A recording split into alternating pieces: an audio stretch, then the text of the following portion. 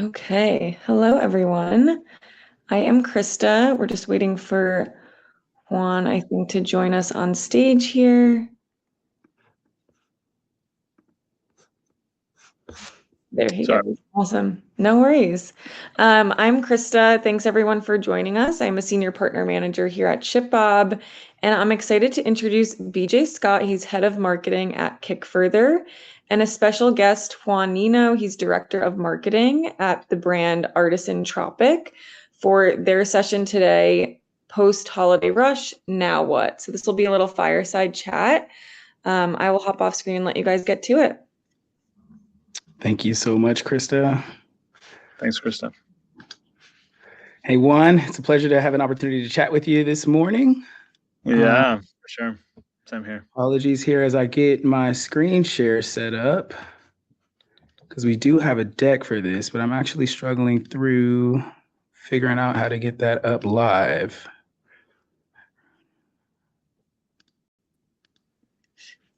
Let me see. Do you see on the slide on the bottom there, share screen? I do not have that option, Krista, unfortunately. It should be on the left-hand The side. left column, like left top corner. Oh, there we go. Apologies. It's right It there. is in kind of a weird spot. No worries. Let's just make sure that looks good, and then I'll hop back on. Okay. Perfect. All right, go ahead, guys. Thank you so much. Apologies for the delay there. Let's go ahead and kick this off. So Juan and I today, my name is BJ Scott. I work with an organization called Kickfurther. We offer inventory funding to product brands, really purpose to close the gap between the expense of manufacturing and the time that it takes to recognize revenue from sales of said inventory. I'm here with Juan Nino. Juan, if you wanted to give a quick background about yourself. Yeah, definitely. My name is Juan. My aunt and uncle founded Artisan Tropic in 2014. I was actually a pro athlete for 7 years, so I was in a completely different career path. Then through just a lot of life changes, my aunt and uncle gave me the opportunity to come on. First, more in a role of kind of content creation and creative kind of brand director. Had a bit of background in doing some freelance video and photography work, and then thankfully, about 3 years ago, I got the opportunity to become director of marketing here, and then also director of e-commerce. Awesome. So today we're really excited to chat with one another and share with you all some of the discussions that we've had around really the post-holiday rush. Obviously, we're exiting the Black Friday portion of the BFCM period, and we've obviously still got the holiday season that we're looking forward to promoting within. But I'd love to just spend some time with you, take some time to look into some successes, some wins, some losses, and kind of have a pretty organic discussion. Again, my name is BJ Scott. I run the digital marketing over at Kickfurther. Juan's given a background around himself with Artisan Tropic. Let's hop into some just quick background around the brands, if you don't mind, Juan. Yeah, definitely. So as you guys can see there in that picture, that is the entire family, my aunt and uncle, my mom, my dad, my brother, our kids. Artisan Tropic started through my cousin Maka. She got diagnosed with an autoimmune disease called Hashimoto's back in 2012. At this point, my aunt and uncle had a pretty big distribution business in Charlotte, distributing very conventional snacks. And then kind of through her process of healing, we just all kind of really came along, became really passionate about holistic living, about regenerative agriculture, about how important sourcing food and where it's coming from is for our bodies. And through that, my aunt and uncle sold their distribution business and kind of used those funds to start Artisan Tropic. We've been in business now for 10 years. It's been an awesome journey. We've been in business for those 10 years with our plantain and cassava strips. We pretty unique to the CPG space. We own our own manufacturing facility down in Colombia. That's where that photo was taken, and that's one of the partner farms that we work with down there. And then this year, kind of the huge project we've been really investing into is where we've officially launched into a new category. 3 flavors of a plantain flour-based cracker. And the plantain flour, the unique, really big piece of it is it's coming from the first ever USDA organic certified plantain farm in Colombia, specifically in Colombia's coffee region. So we're really excited. We have a nationwide launch in January at Whole Foods, which is phenomenal. And actually 3 people from Whole Foods went down in August with the entire team to see our farms and the process. So we're really excited. That is awesome to hear. It sounds like you guys are hitting that proverbial hockey stick of growth right at the right time. And just for a little bit of background, so Kickfurther and Artisan Tropic have been working together since, I believe, February of this year, if that's correct.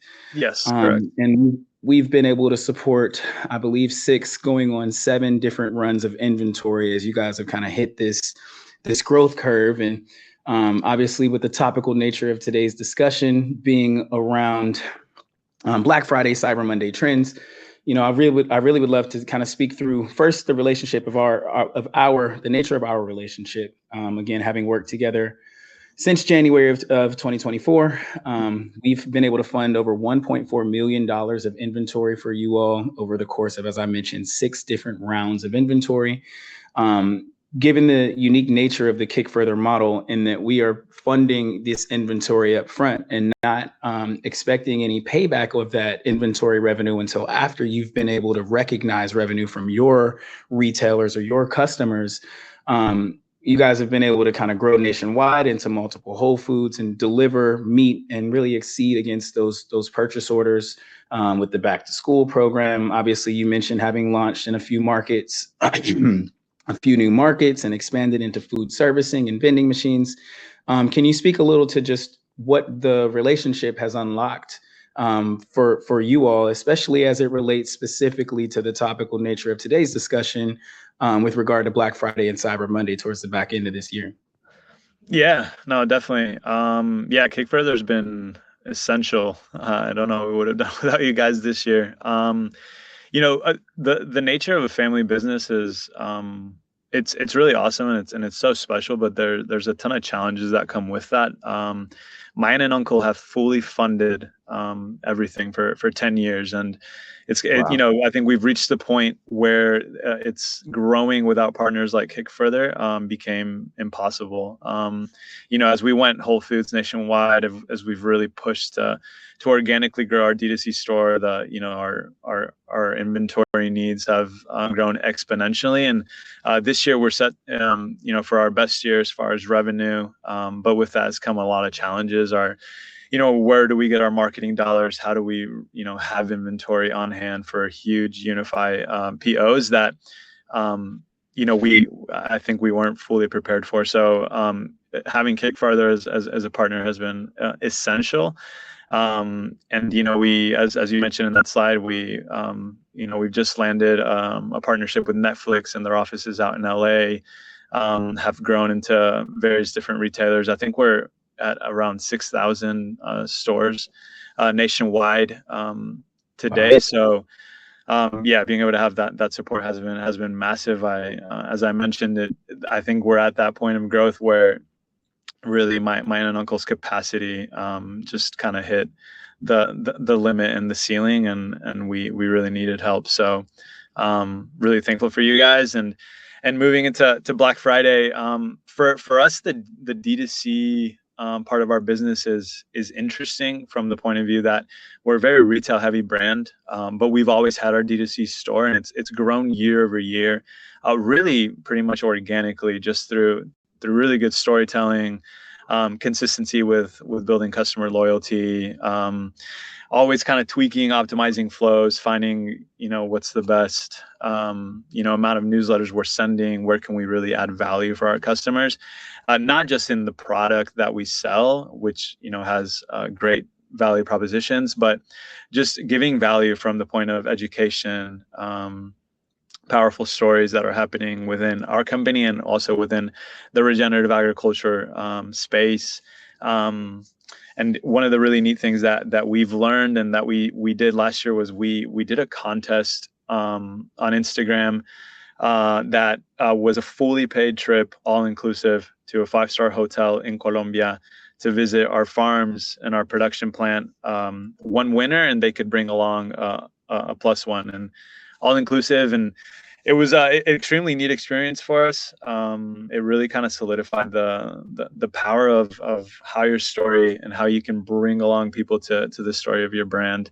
It creates incredible loyalty, engagement, and that was really neat. So not to kind of go more into that, but that was kind of just a recap of this slide. That's exactly where I want to go on. I'm sorry. The marketer in me loves to hear the concept of, the storytelling, right? I think it's become more clear over the course of the last several years that, especially with product brands, consumer product brands, that purchase decisions are much less based around the utility of a product or a service, and much more around the feeling that is, emoted within the consumer. So I'd love to kind of speak through, how you all arrived, because it seemed, we're talking Black Friday, Cyber Monday. This is the biggest opportunity for any of these product brands to generate revenue.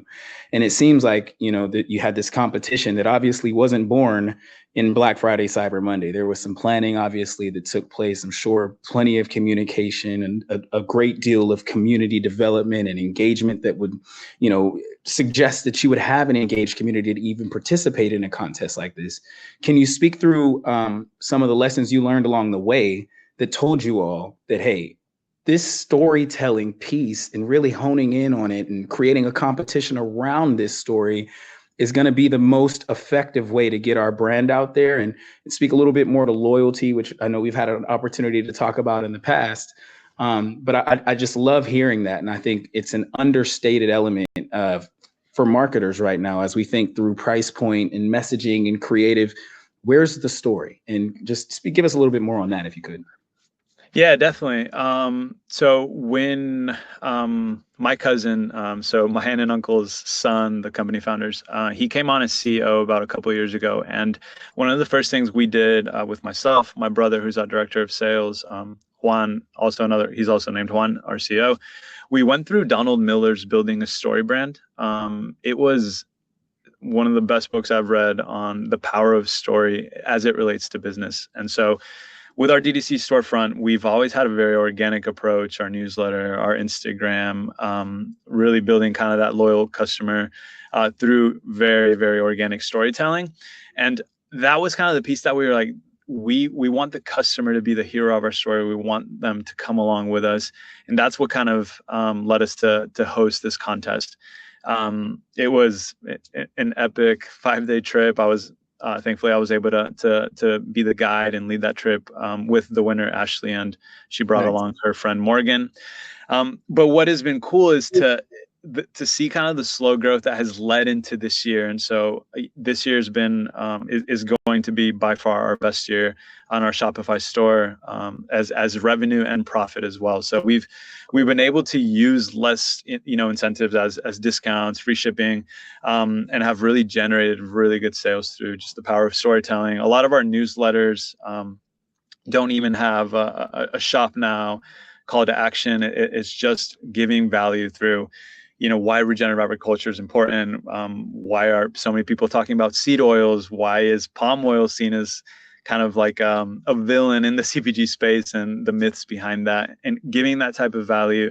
And then seeing it's really been 2 years now since that story brand process in the contest, but then seeing that this has been our best Black Friday, Cyber Monday ever as far as revenue, has kind of been really affirming into how those strategies slowly lead to extremely good results. And obviously we're a business at the end of the day, you need to create revenue and have profit. So it looks like Krista's coming aboard here to quickly wrap us up. That was a great answer. And obviously we could spend hours having this chat. Thank you so much for your time on this. I did want to squeeze in addition to, Kickfurther offering inventory funding to brands that we work with, we're also doing a pitch competition for any and everyone to join. Please grab the QR code here to sign up. We're giving away $250,000 in no-cost inventory funding to a champion brand. We're also going to have some additional value adds with partners that we're involved with that just really just giving the industry back some love. So Juan, thank you again. I know we got cut short here. It's been a pleasure chatting with you. Please do reach out to us if anyone has questions around Kickfurther or Artisan Tropic. Thank you guys so much. That was great. Again, everyone, this will be recorded and sent out to all the registrants tomorrow. If you have any other questions, you can head to the Kickfurther virtual booth. But yeah, definitely sign up for this Grow campaign. ShipUp is part of it. It's a great offering right now. So thanks so much, guys, and we'll see everyone on our next session. Thank you. Thank you, guys. Bye, guys.